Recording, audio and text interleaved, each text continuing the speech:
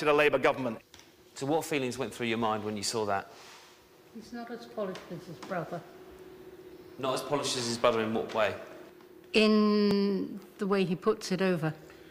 In his presentation. I disagree. Obviously, there's something that you saw. What did you see in that? A lot more. I mean, it reminds me a lot about actually Blair in terms of his hand gestures and sort of his oratory as well. He exuded a level of authority, calmness. He's not as warm as his brother, and okay, yeah, he's a more sensible party leader, I think, out of the two brothers. He surprised me actually.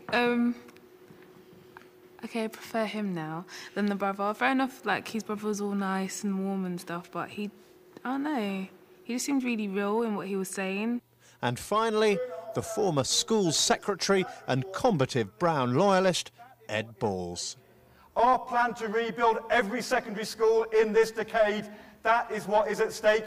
Education to 18, the future of our country, that is what is at stake in this election. He seems really one-sided, uncompromising. Like, I know my views, but that could be a good thing. Is that what we need in politics? Because we do need a strong politician, especially if they're going to take over Labour. Is he the right man to take over the leadership of the Labour Party? Not too sure. What are you not sure about Balls, Ed Balls? I don't know, I don't want to say. Go on. Something instinctively you're not looks sure. Like, I don't know, it looks like he works behind kebab shop counter. We gave each of our focus group pictures of the 5 men. Which of those 5 would most likely make you consider voting Labour? Just stick it up in front of your face. Oh my God. That's fairly conclusive. He just looks ready. He looks actually quite smug, but he's ready to compete. And if he was up, then I would have gone for him. So even though your man is now Deputy Prime Minister, if he had been leader of the Labour Party, you would have voted Labour? I'd have gone back to Labour. To me, he looks the part of a Prime Minister, never mind just a Labour leader. If he had been in charge of Labour, would it have been a harder decision for you to vote Conservative? Oh, but yeah, for sure.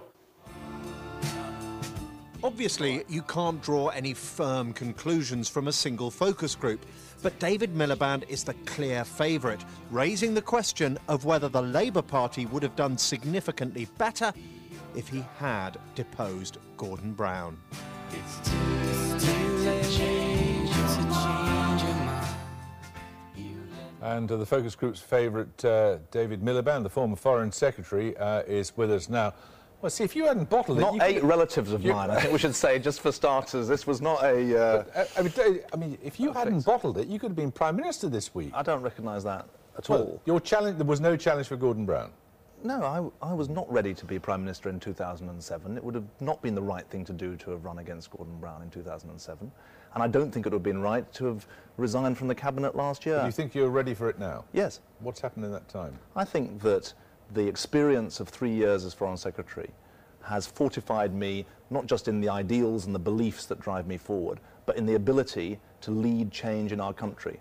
And the key thing for the Labour Party is that we need to elect someone who not just to lead a fighting opposition against the government, but also to be an alternative government to the current government. OK, as currently configured, is a choice between you and your brother Ed an adequate choice for your party? I think we're going to have a much wider field. I think it's a shame that John Cruddas is not running, a genuine shame, because I think we want as wide a field as possible. The more the merrier. I'm sure Ed would say the same. But who else should be in the field then? Well, you've mentioned Andy and Ed Balls. Andy Burnham, Ed Balls, any more? Well, those are the 5 names with John Cruddas that have been... Anyone with a different kind of sex chromosome configuration, for example? Of course. We've got outstanding women in the Cabinet. We've in the Shadow Cabinet now. Harriet Harman, Yvette Cooper, both have said that they don't want to stand. And if you're saying, is there a gross inequality at the top of modern politics in all of our political parties?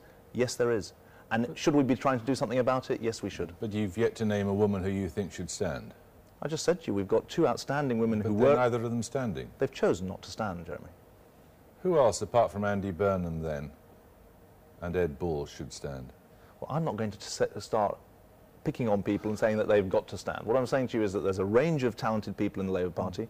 John Cruddas not standing, I think, is a shame, because I think he's brought a lot to the party over the last few years. He's pinpointed issues like housing and welfare and immigration, which the voters were saying we were slow to get in on, and he was there saying these are big issues that you need to address. People like him, I think, have got a lot to contribute to the party. He's got a very specific analysis of why you lost the election. What's yours?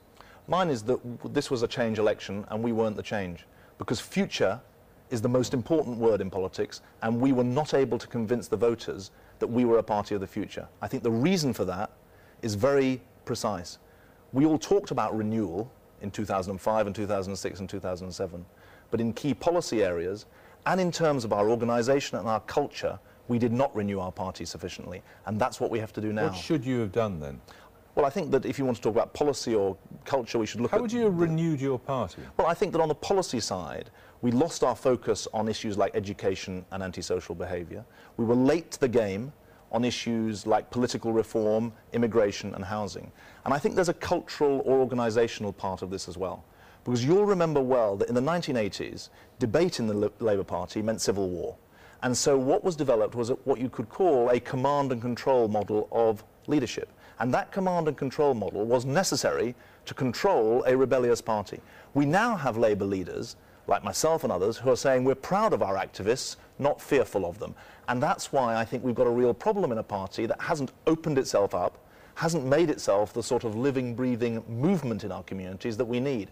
What's interesting is that in those constituencies where we had remarkable results, in places like Birmingham, which John Cruddas mentions the results in Birmingham, Edgbaston, we did have a party that had become a movement in our communities, and I think that is the key to the future.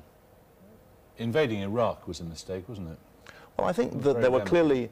It certainly caused a great loss of trust because of the fact that there were no WMD found there, weapons of mass destruction. You don't accept it damaged you?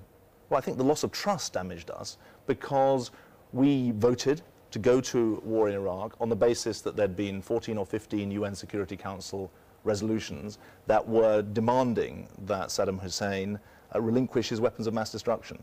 And the fact that it turned out there were no weapons of mass destruction was obviously important. Now, you heard that focus group talking both about you and about your brother, Ed. Is he always the one who's fancied? Ever the problem for older brothers. You'd know about that yourself, Jeremy. I think that I'm not going to comment on Ed's fancy ability or otherwise, but he's a very talented fellow. So has he got what it takes to be leader?